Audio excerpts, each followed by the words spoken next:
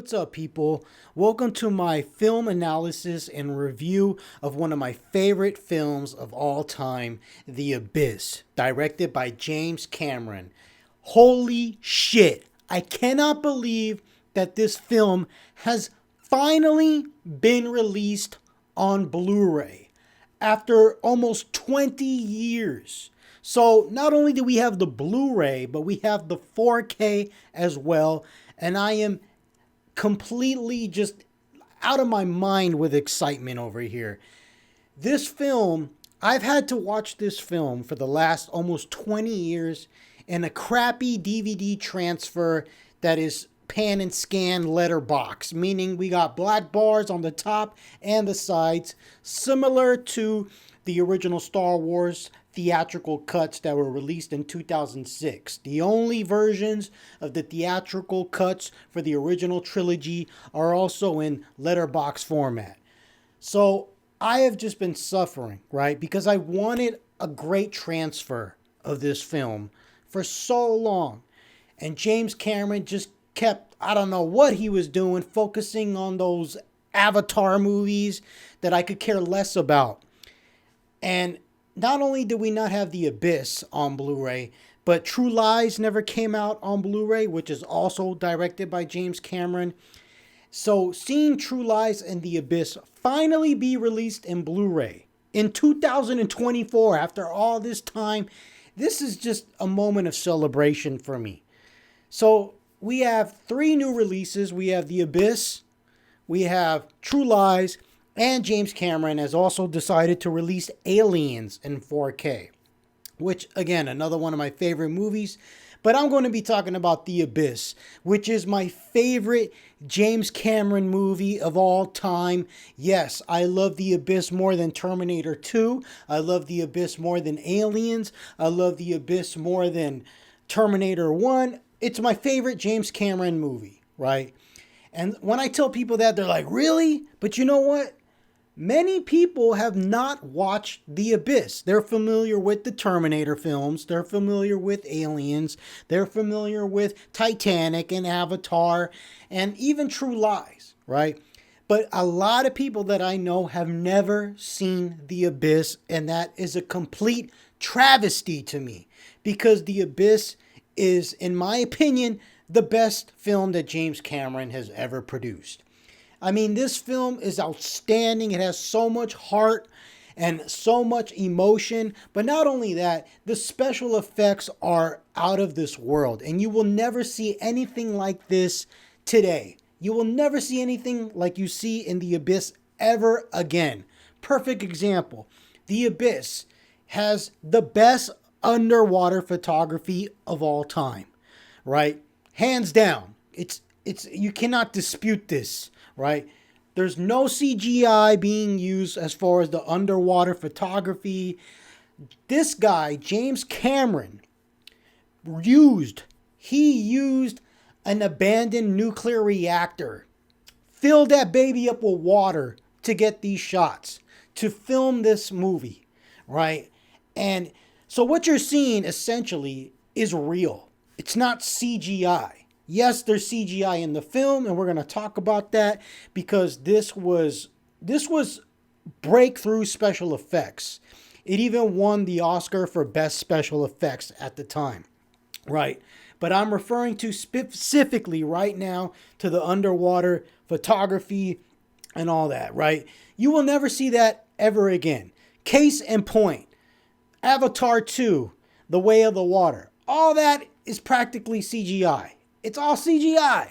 So I don't even want anything to do with that movie because I can always come back to The Abyss and see real underwater photography. Like you are actually seeing actors in the water with all the sets, designs being created underwater. I mean, it's just a breathtaking film as far as visuals because you're actually seeing what's really there, right? It's photorealistic.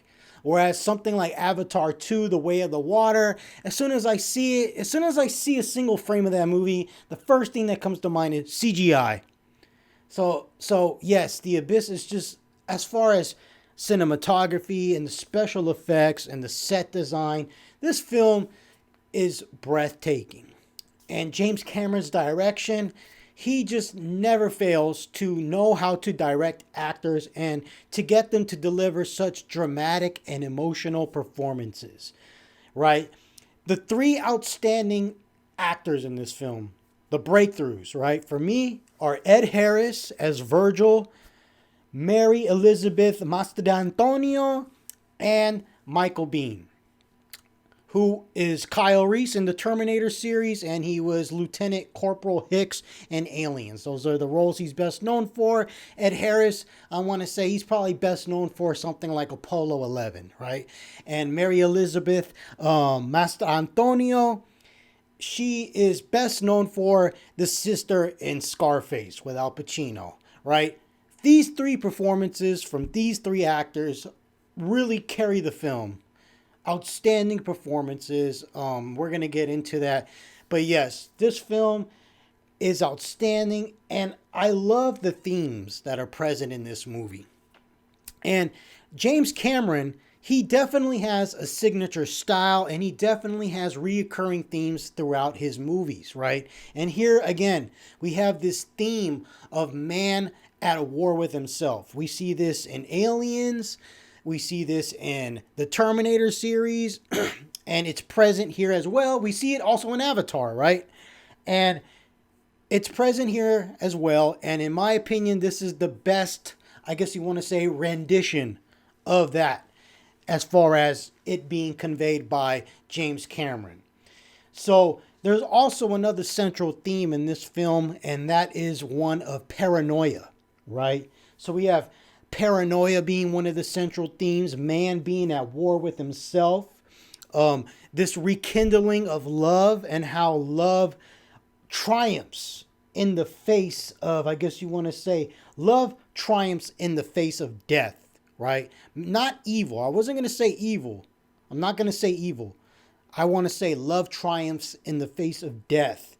And also the importance of communication, right? And how the lack of communication can lead to assumptions and paranoia. And this is seen on a large scale with the Cold War going on between Russia and the United States.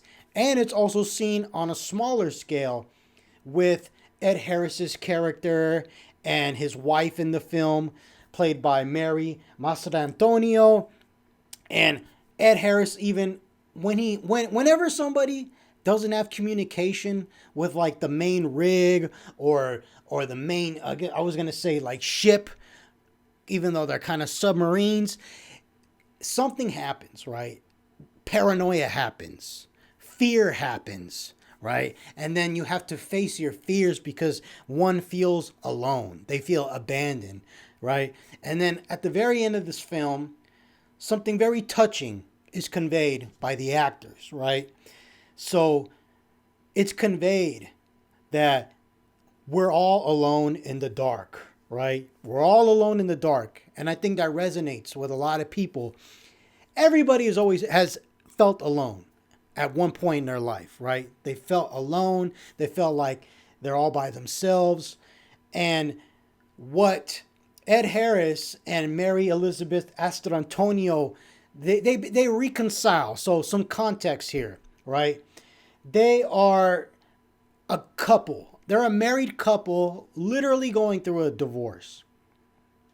However, through all the challenges that they encountered throughout this movie, they realize how much they still love one another, right? And the character, Lindsay, who's played by Mary Elizabeth Mastrantonio, says, remember when she was like looking at this candle, right? And she was doing something like recollecting with Ed Harris's character, saying something like, we're all alone in the dark like this candle, right? So she was looking at a candle, and then Ed Harris lit another candle.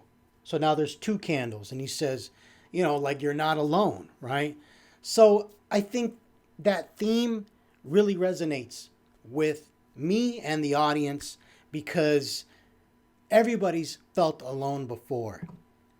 But knowing that everybody's felt that way at some point in their life, helps one realize that we are not alone, right? As a human race. And this is why the aliens at the end decide to spare the human race rather than drown us all into oblivion. Kind of like something out of Noah's Ark, right? If you know the story, the Bible story about Noah, God flooded the whole world because man was sinful, right? And I feel like that's what the aliens see in humanity in this film. They see the Cold War happening, where basically in this film, humanity is at the brink of nuclear war. So they're deciding to play God. Very similar to Noah's Ark in the Bible, right? So just to recap, this story is about petroleum engineers who have to assist the Navy SEALs, with a top secret recovery operation. So basically, there was a nuclear submarine that mysteriously got destroyed and is at the bottom of the ocean or in the ocean. And it's important that this nuclear warhead that was present in the submarine be recovered. So the Navy SEALs basically ask these petroleum engineers to assist in the recovery. Now, it turns out that the aliens indirectly, I guess, were the cause of why that submarine with the nuclear warhead got destroyed. And as our heroes, as our main protagonists, the petroleum engineers, try to recover the nuclear warhead, one of the Navy SEALs officers, or the leader of the Navy SEALs, who was played by Michael Biehn, known as Lieutenant Coffee, he goes crazy, right? As a result of pressure-induced psychosis, right? So he goes crazy and he wants to let the bomb go off. He wants to set the bomb off, right? The nuclear warhead, because he feels like the Russians are a part of everything. So he starts getting paranoid. Now, while all this stuff is going on, our protagonists encounter these underwater aliens. And so one thing I love about this film is that there's so much going on, like so much going on. It's like the aliens are almost an afterthought, right? They don't really play a pivotal role until like the last half of the movie, right? And mind you, when I watch this film, the film that I'm reviewing the special edition. So I'm reviewing the 3-hour version. I don't even remember the theatrical version. I don't even know if I ever saw it. So I'm specifically referring to the special edition here, the 3-hour cut. Or is it like 2 hours and 45 minutes? But that's the one that I'm referring to here.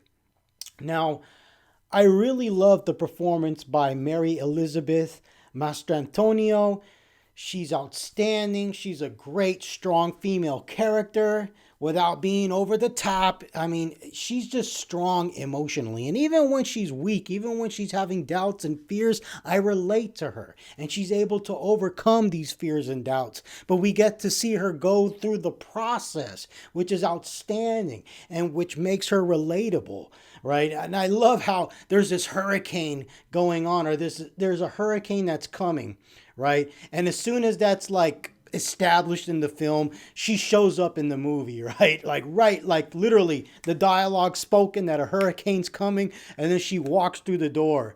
And they even say, because I think they name the hurricane after a male. And then somebody says, shouldn't hurricanes be named after females? And then she walks through the door. And I thought that was a great introduction for the character. And when she walks through the door, when Lindsay walks through the door, she's a total bitch. And I mean that in a good way, right? I totally love this character. And she is going through a divorce with Ed Harris's character, Virgil.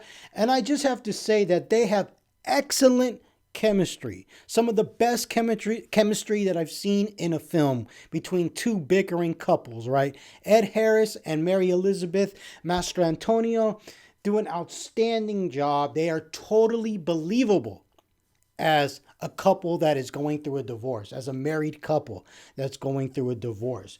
Great writing, outstanding dialogue, right? And this film, not only is it a film about aliens and the Cold War and paranoia, but it's also a film about rekindling love, a dying love, right? and this rekindling of a dying love, right? They each character, Mary, Elizabeth, and Ed Harris, they find it out at separate times. That's what I love. They find out that they love one another at separate times, and through them discovering this, they're able to save the crew, save themselves, and it's really remarkable writing. It really is, right? So, like I stated, paranoia is a central theme in this film, right? You see this in just the whole world, right? The Cold War. Each side, as soon as the submarine goes down for the United States as a result of the aliens intervening or whatever indirectly, immediately the United States is thinking it's the Russians, right? And then something else happens to the Russians, and immediately they think it's the United States, right? So there's this paranoia on a world scale. And then there's this paranoia in a smaller scale in the submarine, right? Or in the rigs, the underwater rigs. And you see this with the military, with the Navy SEALs, Lieutenant Coffee, right? Lieutenant Coffee. He's paranoid, and there's just paranoia present throughout this film, and I really think that that theme is trying to illustrate to the viewer that this fear of the unknown, right, and how we jump to these irrational conclusions are some of the pivotal reasons why we engage in war and why humanity is in conflict with one another. And I think it's an observation that James Cameron has made and he's seen, and he's putting this in the film. And I think it's a remarkable theme that's present, right? And you see also that the Navy SEALs officers, they're not forthcoming, right? They keep their true mission a secret, which is to recover the nuclear warhead, right? And then there's phase 2 and phase 3, which is if they suspect that the Russians are up to no good, they're to arm the nuclear warhead and detonate it, right? And since our protagonists and the Navy SEALs officers are cut off from the world above, right? The Lieutenant Coffee, he has no other choice but to let his paranoid delusions guide him in the decision making, right? And he makes some terrible decisions, right? And this puts him at odds with our real protagonists, right? Virgil and Lindsay and the crew. Now, I just want to say that the sequence when the storm causes the crane to fall on top of our protagonist, and just all the chaos and confusion that it causes, I mean, it's just remarkable, right? So not only do you have amazing underwater photography for this film, and amazing special effects as far as the water creature or how the aliens utilize water for their technology and stuff, and you get that CGI face, which was a breakthrough special effects achievement at the time.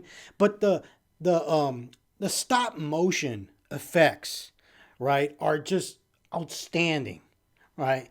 It truly feels like I'm right there underwater. I mean, I feel like I'm not watching stop motion. When you see like these submarines going at it with one another, I know they're not submarines, but I'm gonna call them submarines, right? Or these just all the various, I guess you want to say vehicles, all the various underwater vehicles. They even have a chase and a battle between Coffee and Virgil and Lindsay, and it's just, I'm watching it and I'm like, wow, this actually looks like it's really filmed underwater. But I know that it's stop motion and it looks great. It looks beautiful. Same thing with when the crane falls. I believe that's a combination of some underwater photography, the set design, in combination with some stop motion effects, and it just looks beautiful. The fear that this sequence generated for me was just outstanding. Truly loved it, right? And let me just comment on the transfer for this 4K Blu-ray release. It was like watching the movie for the first time in my entire life. I never got a chance to watch this film in the theaters. In fact, I didn't watch this film for the first time until like maybe 2004 or something like that. And before that, I knew of the iconic CGI water face, right? That was iconic. I always saw shots of that throughout the media, on commercials or on entertainment channel E or whatever, you know. I always saw that shot, but I never sat down and watched the movie. I was more into Star Wars, Terminator, Aliens, but when I got a little older, I was like, you know what? I got to watch that movie. I got to watch that one movie with that CGI water face. It's so iconic. What the hell? How come I've never seen this movie? And then when I sat down to watch that movie, I was blown away. I was like, this is James Cameron's best movie. Why is this not talked about more? Everybody talks about Terminator, Aliens, Titanic, but no one talks about The Abyss, right? So that's how I came about watching The Abyss, right? And again, it's my favorite James Cameron film. Now, as I stated previously, earlier, love, this rekindling of love, this love that Ed Harris's character still has for his wife, even though they're going through a divorce, and even though they both want to act like they don't like each other anymore, you can even say they hate each other anymore. You know, there's a fine line between love and hate, right?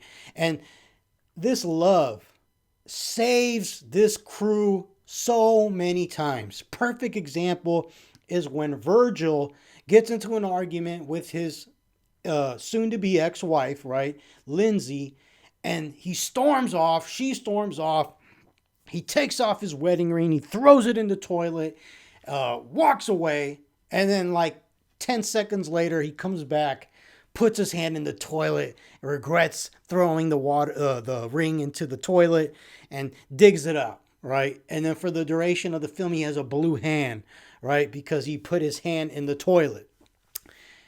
Later, that ring on his finger was what saved him from drowning, because when the I guess you want to say submarine or the vehicle was being flooded with water, sticking his hand through that automatic door and it getting caught on that ring was the only thing that kept that door open. And as a result of him not giving up on his love for his wife, he was able to live. It saved him.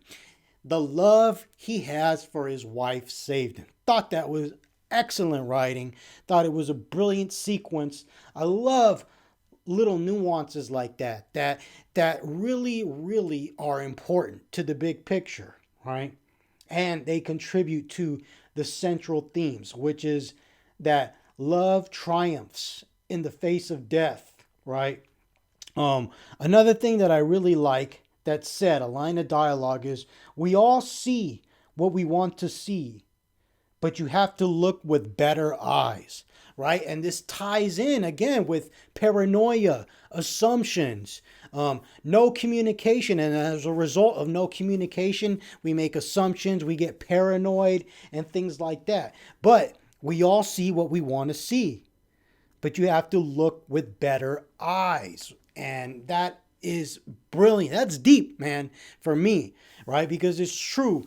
In Star Wars The Phantom Menace, what did Qui-Gon say? He said, your focus determines your reality, right? And it's true. If you want to change the way the world looks, you have to change the way you look at the world, right? Change the way you look at things, and the things you look at will change. And I thought that was a very touching message.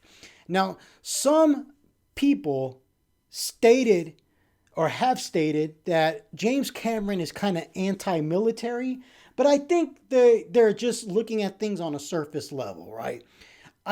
Yes, the military are kind of depicted negatively sometimes in his films, but you got to see what the military actually represents. It's not the military that's bad. It's who is the one dictating the orders to the military that are bad, right? We're talking about the diplomats. We're talking about the politicians. We're talking about the corporations, right?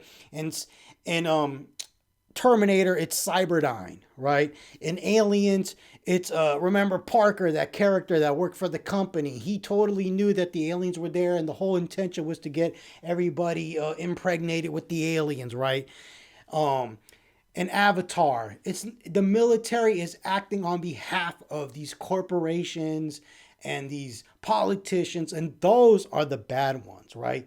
It's just that the military, that's what's utilized to enforce the villain's will, right? So I don't think it's anti-military. It's just unfortunate that sometimes the military are mobilized for selfish and evil reasons, right?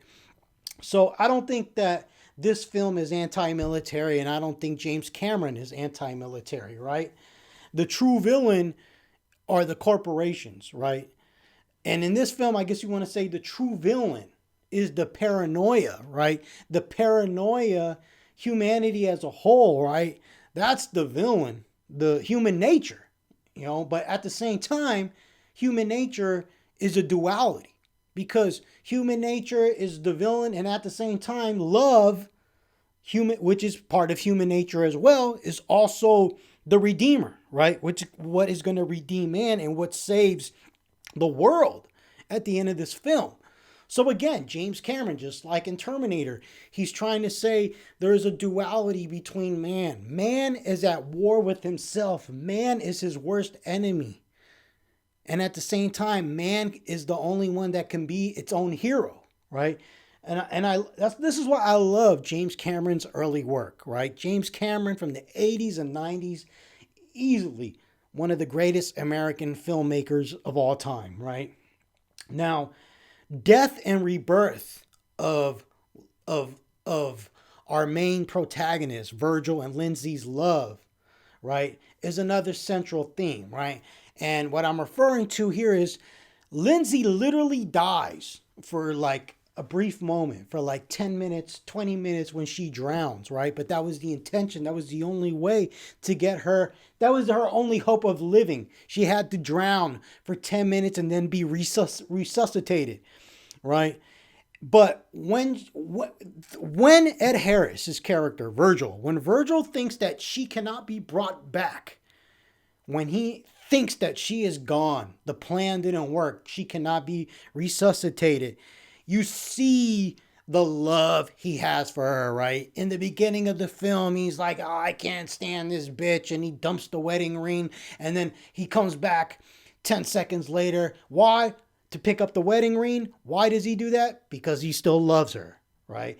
But it's not, I don't think it's really like solidified as much as it is in this scene where he is facing the reality that his wife, Lindsay, is dead, right? That basically 99.9% she cannot be resuscitated at this point. And then you see him like, no! And you see that he loves her, right? He loves her with all his heart, and he's realizing it, right? And the audience is seeing it, right? And because he didn't give up on her, he's able to bring her back at the last minute, right? Very, very suspenseful scene. Really loved it, right? Excellent acting from Ed Harris. Then we see the same situation but flipped at the end of this film when Virgil, Ed Harris's character, has to descend all the way to the bottom of the ocean, or like never been done before, right? He's breaking Guinness World Book of Records for diving so deep. And there's a moment where Lindsay thinks that Virgil is gone, right? Again, no communication. That leads to the paranoia, that leads to the fear. She thinks that he is gone. She thinks that he is dead. And then she starts to express her love. She rediscovers her love for her husband right at that very moment. And then again, when all hope is gone, Virgil is able to communicate. And he says, I'm okay.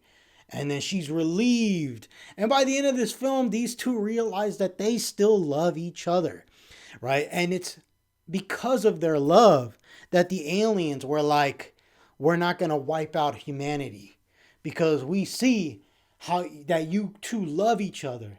And and it's not just their love, even though that's what I think it's their love, seeing their love for one another made the aliens realize that there's many loves in humanity just like these two, and that it's worth preserving, right? We're not going to just wipe out all humanity because of some bad leaders making bad decisions, because we know that there's individuals like these two who love one another, and this love is worth preserving and not condemning an entire human race to, right? Again, very deep themes, and one of the main reasons why I love this movie. Again, love triumphs in the face of death. We don't realize what we got until it's gone. And that's what Virgil had to see, and that's what Lindsay had to see as well, right? And the whole of humanity, because think about it, when the aliens are contemplating wiping out all of humanity by sending those huge waves, which are great special effects that are exclusive to the special edition, right? So the initial theatrical cut did not have those sequences with the giant waves attacking the cities all throughout America or the world, whatever. So that was exclusive to the special edition. But my point is, when humanity saw those waves, I mean, the whole world, the Russians, the Americans, when everybody's facing death, they realize, like, oh man, life is precious, right? Why are we fighting? What's the point of all this? So again, you don't realize what you have until it's gone. Fortunately, the aliens decided to spare humanity, right? And let's just talk about Lieutenant Coffey's character, played by Michael Biehn. Man, this guy did it masterfully.